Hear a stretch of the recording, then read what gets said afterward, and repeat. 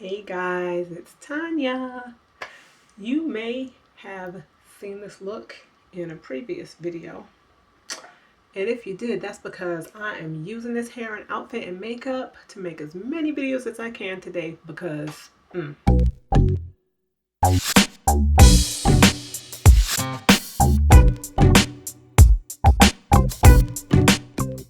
it is my great pleasure to tell you that this past March, in fact, I think it was right around March 24th, 26th, somewhere in there, made my 11-year natural anniversary. 11 years. I'm really excited about that.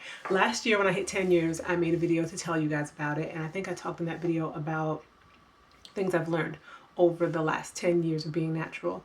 And so I wanted to make another video, just a little tribute to my process, to brag first of all and tell you that one more year under my belt, 11 years, and to talk about my hair, which is fabulous and glorious today.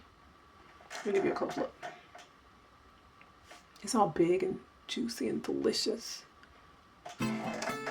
So anyway, I wanted to talk to y'all about my 11 years. I'm not going to talk to you about all 11 years because in my 10-year video, I talk about some of the journey that I had, so you can catch up with it there. But I will talk a bit about it, just a little bit about it here. The first thing that I want to say is that I was encouraged to go natural by friends of mine when I was relaxed. And let's see, one friend stands out in particular. Her name is Joanne Burgess. She is natural and she has been since maybe a year or two after I met her. I met her when I was teaching at Oral Roberts University in Tulsa, Oklahoma, where I am right now. And she went natural for various reasons. She just wanted to take care of her body in a different way. So she stopped relaxing her hair. The changes that she made in her life were inspiring to me. And so we met up again in Israel. And I was pregnant with Kalani at the time. And I just kind of thought, I do extreme things when I'm pregnant kind of anyway, but I thought, I'm going to try it. So I'd had micro-braids for a very long time. You can look back at my Love and Natural Hair video where Eric and I talk about those micros and how long I had them in, if you want to hear that discussion. But at any rate, I decided to go natural. And I was overseas when I did it.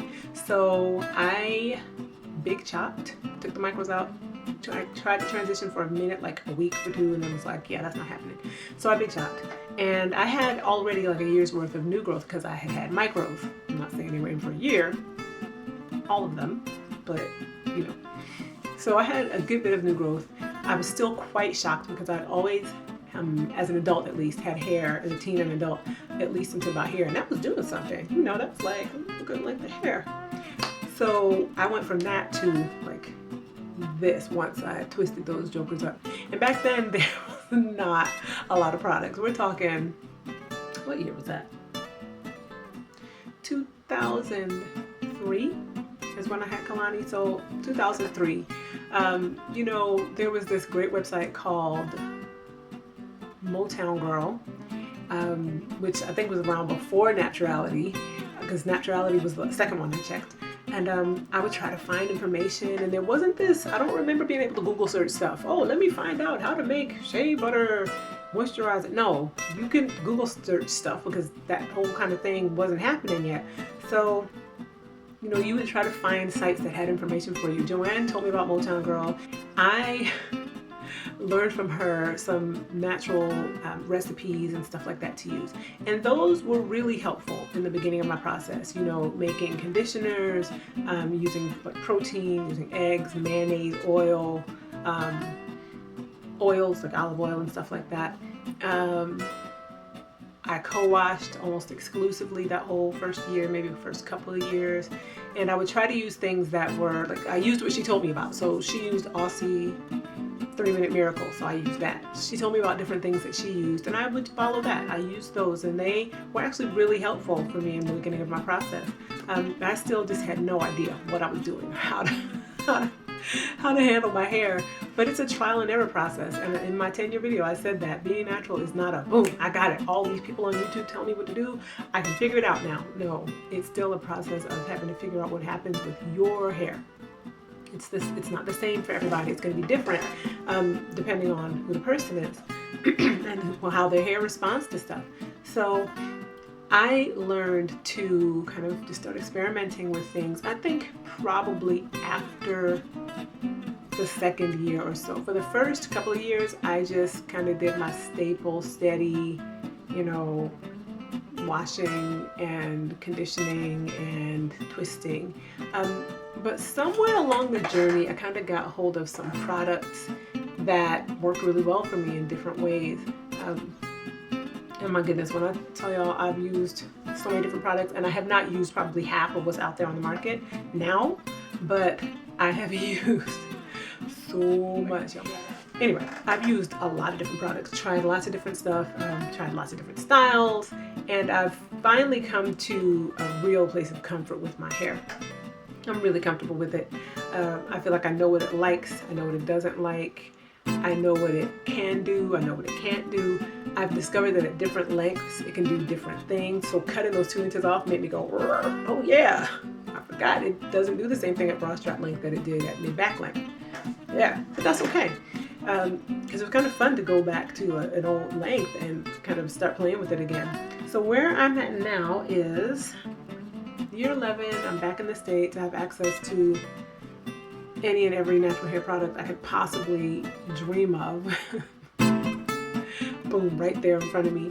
And they're good. They're good products. Where I've pretty much settled is on a hodgepodge of stuff. So what I've settled on in my process is a pre-poo at every wash, and then after the pre-poo has sat in there for a while, my pre-poo's oil, and then after the pre-poo has sat in there for a while, I come back with a really cheap conditioner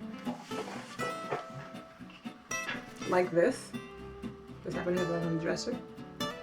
This is Suave Waterfall Mist Conditioner. Anything with good slip. This has okay slip, but anything with good slip that's cheap, because I use a lot of it.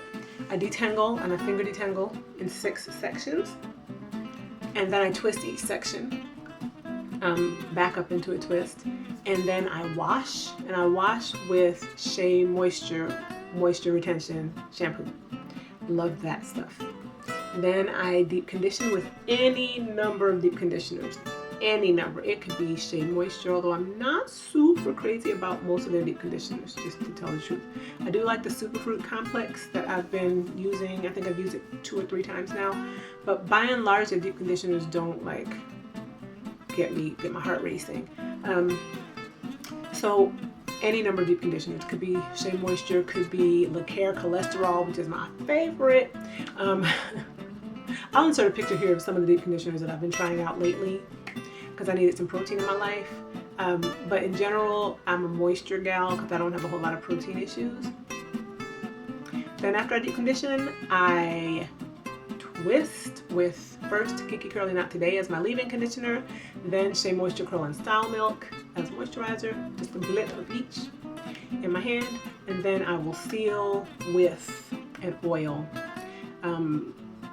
Sometimes it's my coconut oil mix, but I haven't made that in a really long time. If I don't use that, lately I've been using this. I found this on clearance at Target. Karen's Body Beautiful Super Duper Hydrating Hair Cream. And it's good. It's creamy. It smells alright. It smells kind of fruity. But I'll just seal with that, and then when I'm ready, when the twists are dry, I take them out and poof, I got a twist out. I'm trying to discipline myself and leave them in to rock those protective styles again for a while. We'll see. Summer's coming. I might protect the style. You know, I'm not gonna promise anything because I don't know. Because I really love my hair out. So that's my hair story. So I hope you guys enjoy this. And if you did, please don't forget to give it a thumbs up and comment. Tell me what your thoughts are. Tell me about your journey if you are natural, which I hope you are. And subscribe if you're not subscribed already. Tell somebody else about me too. Also, tell me what kind of hair videos you might like to see. I haven't done hair videos in a while just because I was doing them in Israel because I was trying to find products that would work for my hair, and then kind of showing you guys how I can style it with those products or with products I got from the States. But why don't you give me ideas if you have ideas about what you'd like to see.